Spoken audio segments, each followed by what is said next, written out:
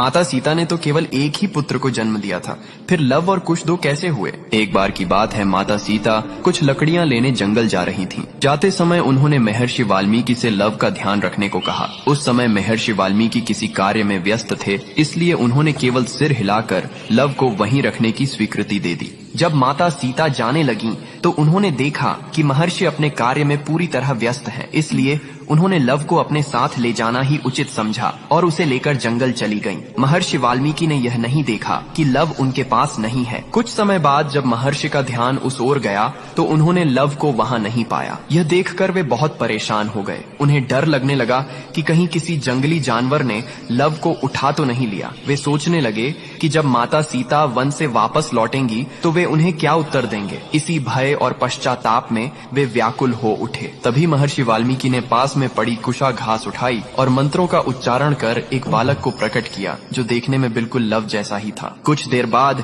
जब माता सीता वन से लौट कर आईं, तो महर्षि ने देखा कि उनके हाथ में लव पहले से ही मौजूद है। यह देखकर वे आश्चर्यचकित रह गए, लेकिन माता सीता उस दूसरे बालक को देखकर अत्यंत प्रसन्न हुई, क्योंकि वह बालक कुशा से उत्पन्न हुआ था, इसलिए उसका नाम कुश रखा गया।